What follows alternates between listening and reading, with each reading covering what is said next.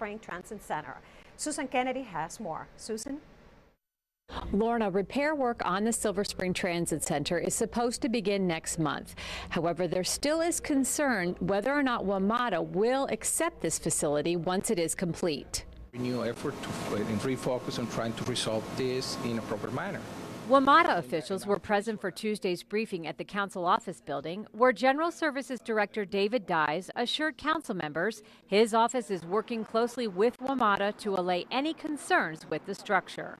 WMATA has expressed its reservation regarding the remediation design. As I said, they still prefer the complete concrete removal, but again, we hearken back to their initial concerns regarding remedial or residual damage resulting from that. And KCE, our special consultant, continues to work with WMATA staff on those issues. The county has a memorandum of understanding with WMATA that states the agency will operate the facility once it opens. However, the agency has expressed concerns with the safety and longevity of the transit center. Council members say they believe WMATA should honor the MOU once the facility is complete and up to standards. What is WMATA's position with regards to the operation? Obviously, you've said you're willing to operate, but also the maintenance. In this particular moment in time, what would it take for you to get to a point of saying unequivocally that you would maintain it? We need to see the test results, and we need to see the remediation plan proposed based on those test results. At this point in time, we haven't seen those test results. The testing has not been completed, so we're in no position to decline or accept any proposal. We're patiently waiting to see what the testing indicates, along with the proposed remediation, and we have our staff ready to provide support and provide feedback. Repair work on the $120 million structure is scheduled to begin next month. County officials say they are optimistic once the work is complete, the Silver Spring Transit Center will be the signature transportation hub it was originally designed to be. Is it your expectation, Mr. Dyce, that we will be able to fix this thing that will, in fact, comply with the specifications originally set forth? Yes, as I have said from my first statements on this, we will fix what is done. All construction projects suffer challenges in various respects. They are fixed just like that. We will fix these, and we will attest to Metro under the MOU that it is in compliance and structurally safe. In Rockville, I'm Susan Kennedy for County Report This Week. To kick off National Small Business Week, U.S. Treasury Secretary Jacob Lew toured a business headquarters in our county. Along with Executive Leggett, the Secretary paid a visit to the M. Lewis Asphalt Manufacturing Facility located in Rockville. The officials highlighted the role of small business owners in jump-starting the nation's economy. M. Lewis was chosen to emphasize the critical contributions of entrepreneurs and immigrants. The Lewis family immigrated to the United States from Mexico and founded a road construction business with little more than a pickup truck. The business now employs over 200 people and generates $60 million in annual revenues. After the 2010 census, the state of Maryland approved a new redistricting plan for local, state, and federal electoral districts. What does this mean to you? Well, the county's Board of Elections just sent out notifications to voters advising of changes on their voting precinct. Next time you head to cast your vote, make sure you have the correct polling place. The county's Board of Elections has implemented precinct boundary changes that will affect voters in Montgomery. So currently the Board of Elections are looking to realign precincts, possibility of merging precincts and or adding precincts between now and the gubernatorial primary elections, which is Tuesday, June 24th. As a result of the 2010 census, the legislative districts were adjusted last year by the governor and the General Assembly. The realignment of the legislative district lines requires precinct boundary modifications in several Montgomery County election precincts. Even though the changes may confuse some voters, the Board of Elections highlights that there will be benefits to the new precinct assignments. Voters who will be impacted will be notified by the Board of Elections. We will send correspondence regarding those changes. In addition, I think it's important that voters will update their voter registration records. When doing that, we will send them a notification with the appropriate information to where they will vote, the name and address of their precinct. What's vital is that record in turn will become a sample ballot, and we mail that several weeks before an election with all the information and the sample shot of their specific ballot style. And here are some tips for voters. On top of the correspondence that we will mail them, I think also what's important is to leverage our website, which is 777vote.org, with all the updates and changes taking place. The new precinct changes will take effect on June 24th, 2014, which is primary election day in the state of Maryland. For more information, visit 777vote.org. A new crowding funding tool launches in Montgomery County. It allows nonprofit organizations to attract new donors with smaller funds who want to make a difference in their community. 4, 3, 2, 1. A new crowdfunding tool launches in Montgomery County, Power to Give. The online site allows nonprofit organizations to sign up through the Arts and Humanities Council of Montgomery County and raise up to $10,000 per project. Susan Jenkins is the CEO of the Humanities Council. And the second that I saw it, I knew that it was right for the organizations that we serve through the Arts and Humanities Council. It is a way to get new donors who have never given and have small amounts of disposable income. The online funding tool officially launched at the Roundhouse Theater in Bethesda with about 20 nonprofits. Unlike other crowdfunding sites, Power to Give allows nonprofits to keep the money they raise even if their goal isn't reached. Montgomery County Executive Ike Leggett kicked off the program with the very first donation. He and Mrs. Leggett also donated to the Roundhouse Theater to support youth programming. We gave 2 donations tonight, one to launch it off for a couple $100 and one directly to Roundhouse so that they can help with their summer program. Power to Give first originated in Charlotte, North Carolina in 2011. Since then, it has expanded to 15 other communities, raising over $2 million in donations. For more information on how you can apply to use Power to Give or make a donation, visit their website and click on their About Us page. For County Report This Week, I'm Tamika Smith. When we come back, the county's Department of Transportation implements additional measures geared toward pedestrian safety. I'm Rockville 11's Chris Pfeiffer. I'm going to tell you how Rockville is making it easier to get around on 2 wheels. This summer, dig up some fun. Dig into reading. Who knows what you'll find? Explore with books and make the light shine. If you dig deep and are very clever, you'll find adventure and buried treasure. Watch the past unfold as stories are told. When you discover books, your imagination explodes. There's an amazing world right under your feet. Uncover the secret to make your summer complete. Visit your library and dig into reading. History comes alive during Heritage Days weekend, June 29th and 30th. Discover Montgomery County's historical treasures during this free countywide event. The 2-day festival offers visitors an opportunity to sample numerous sites representing the history, cultural, and natural beauty of Montgomery County. So join us for Heritage Days, June 29th and 30th from noon to 4 p.m. For more information, call 301-515-0753 or go to heritagemontgomery.org.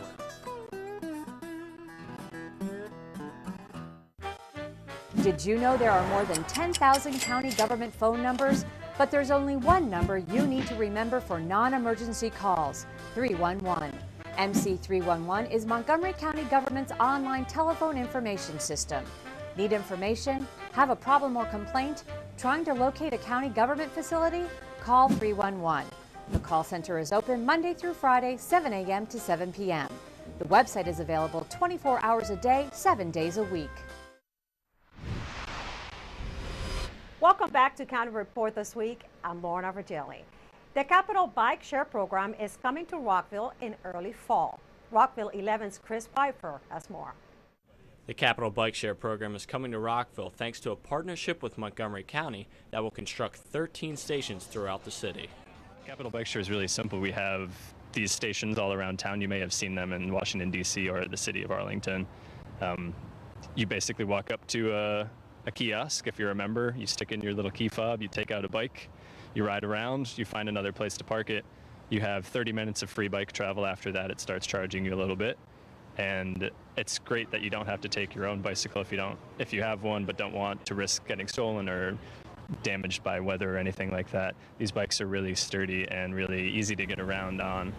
The program was primarily funded by state and federal grants to provide access to jobs and reverse commuting, something bicycle and pedestrian coordinator Kevin Belanger says will strengthen the bicycle community in Rockville. So in 2012, Rockville was awarded the bronze level for bicycle-friendly cities, and adding something like Capital Bike Share is going to increase that awareness of bicycling around town. I think it's going to even increase the demand for cycling, which will then increase the demand for more amenities like bike lanes and bike parking.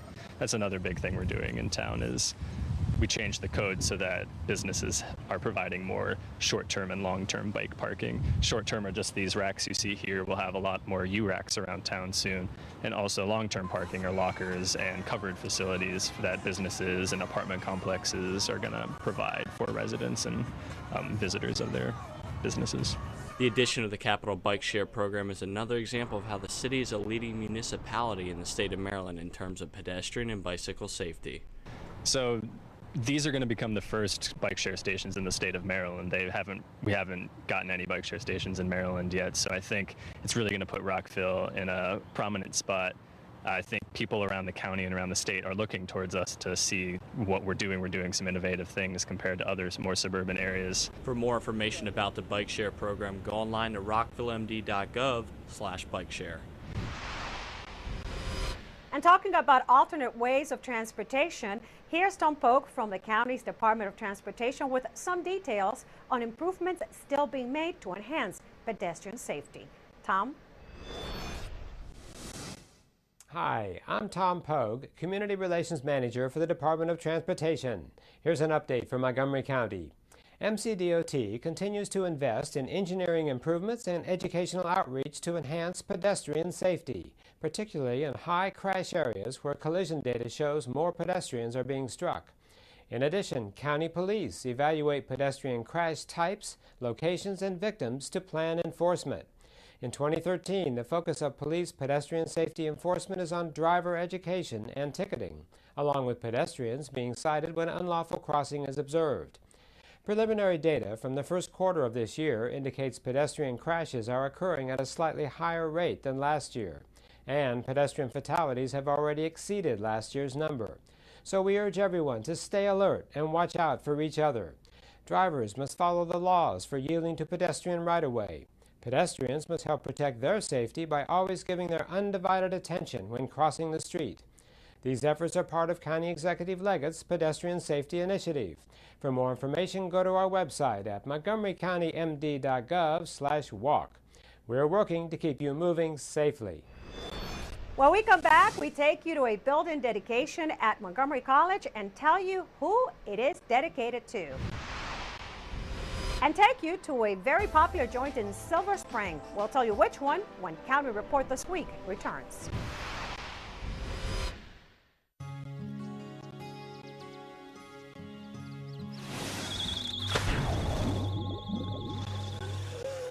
You can never know which pool safety step will save a life. Until it does. No matter how safe you feel, adding multiple safety steps can mean the difference between a close call and a call to 911. Simple steps save lives. To learn some new ones, visit poolsafely.gov.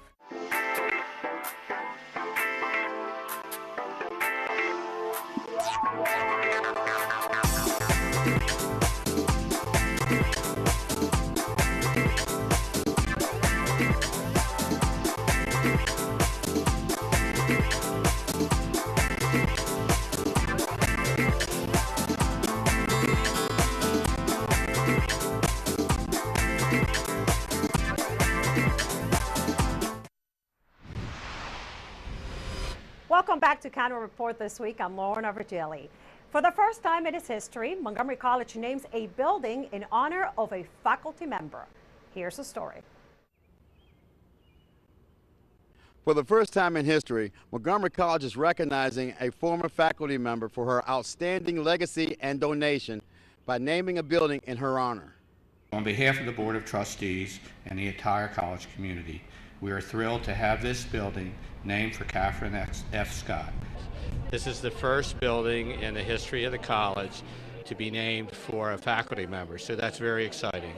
When she retired in 1986 after teaching at Montgomery College for 30 years, Catherine Scott continued her commitment to education at the college and throughout the Montgomery County community. Dr. Scott was a professor here for nearly 3 decades, started off as an adjunct faculty member, worked to a department chair, and is leaving the institution $1 million. And we're donating that, or dedicating it specifically to programs for our students and scholarships. So it is an honor for us to be able to recognize her and to be able to name this building after her.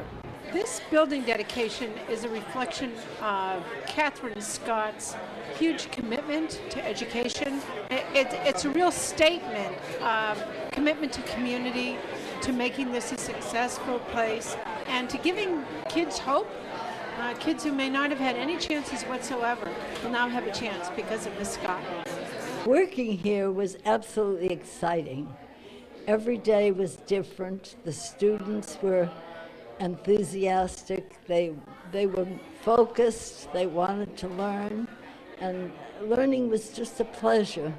And also we had fun.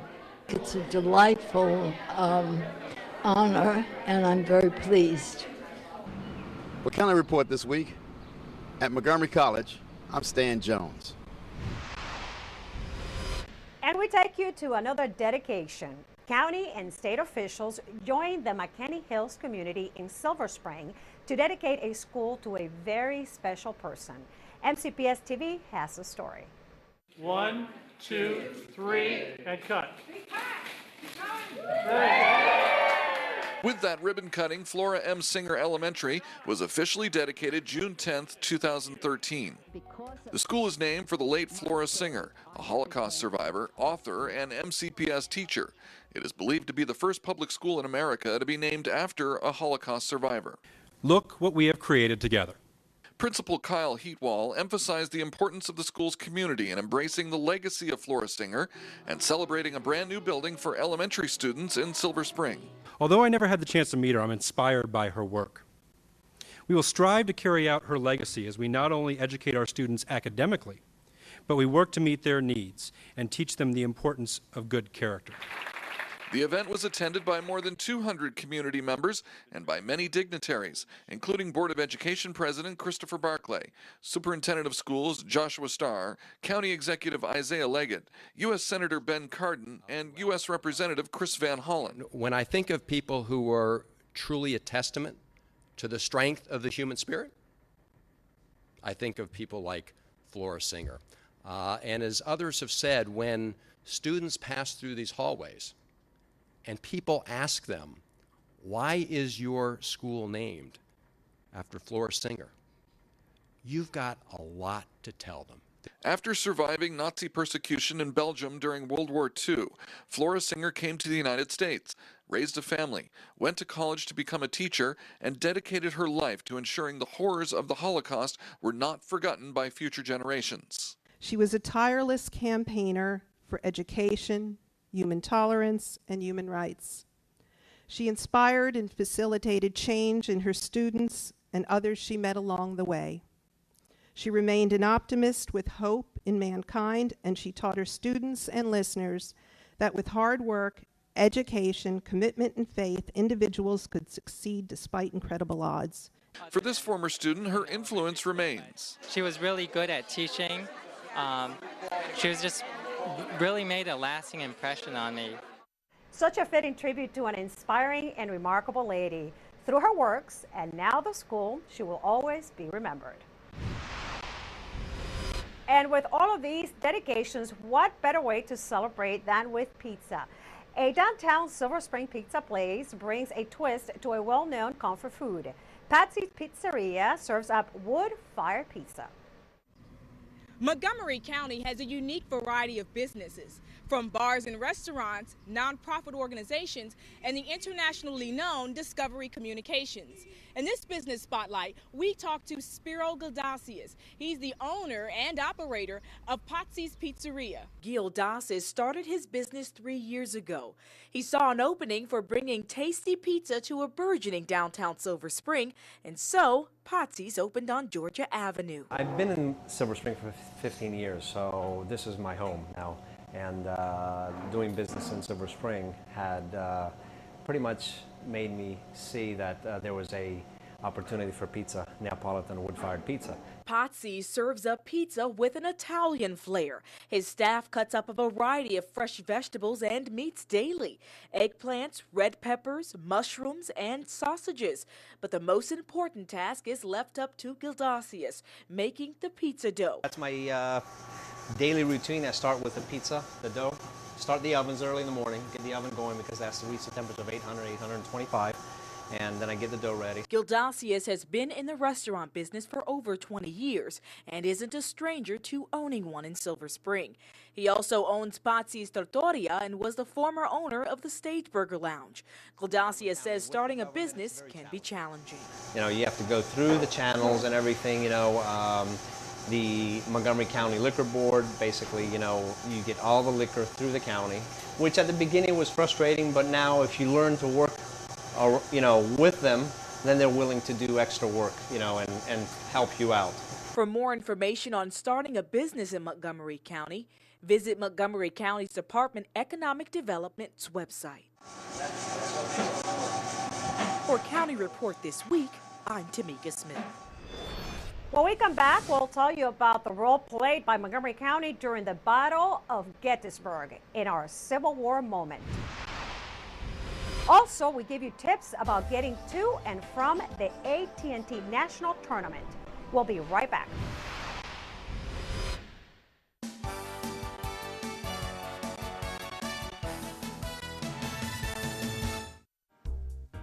There's still time to register for summer session and fall semester classes at Montgomery College. Register in person at any of our 3 campuses or online anytime, 24 hours a day. MC students excelled at the 21st Annual Beacon Conference in Pennsylvania that celebrates the achievements of students at 2-year schools.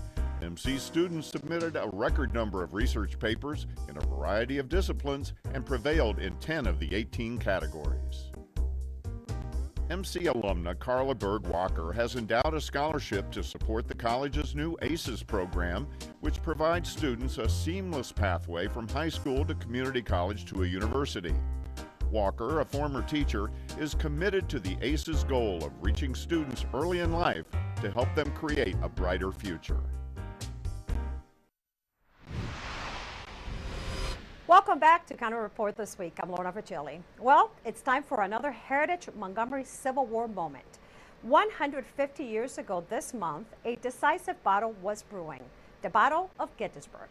The little Pennsylvania town, just north of the Maryland border, was about to be overwhelmed by war.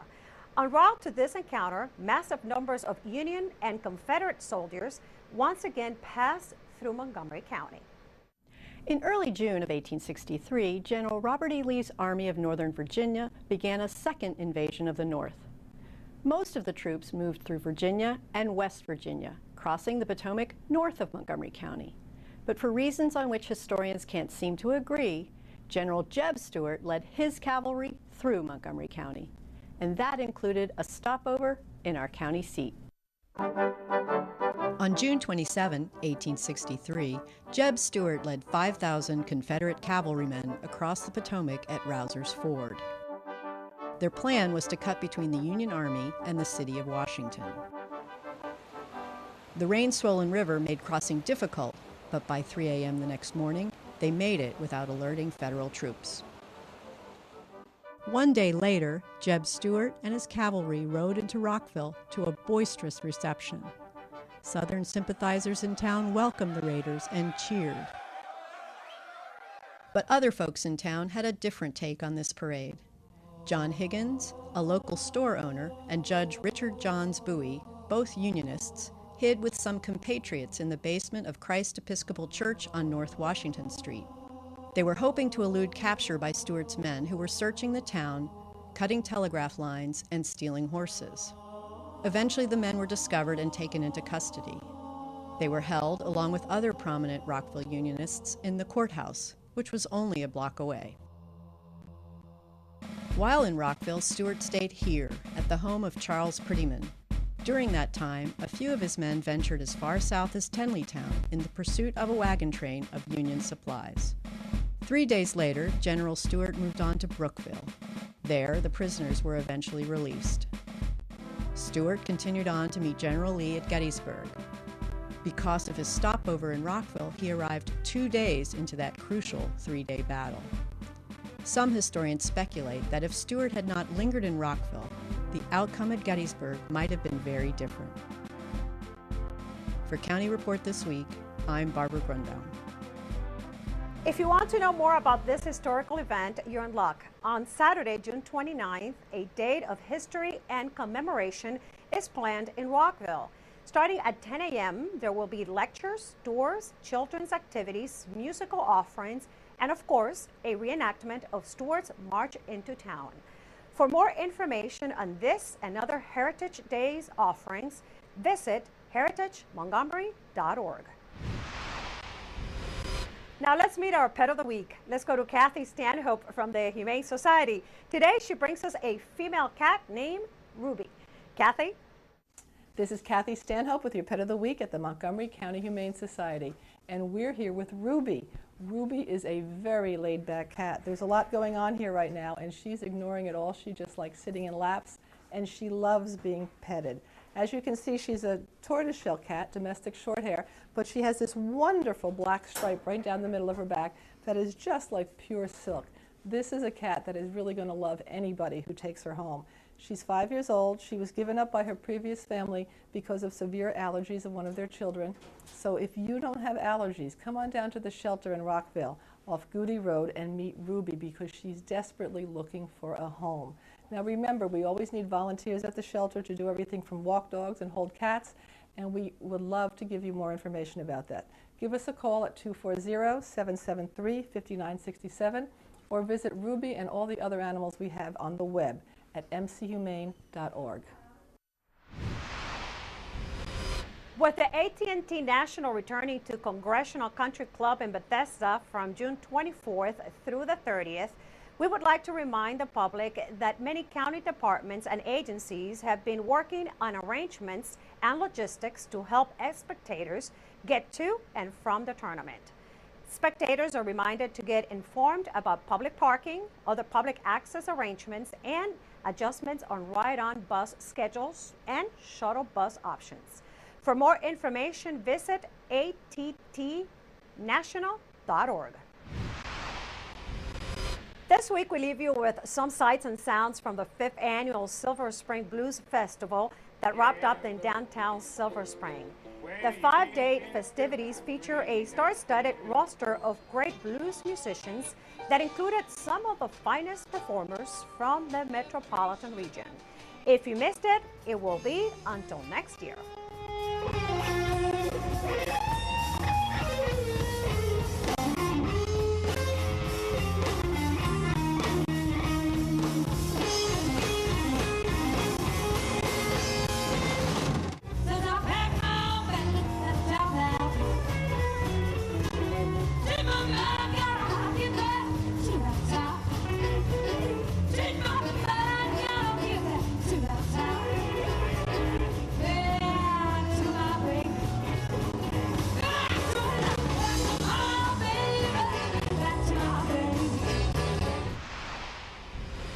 And with that, we close this edition of County Report This Week. Remember that we want to hear from you, and we invite you to join the Opinion Forum at engage.montgomerycountymd.gov. We also would like for you to like us on Facebook.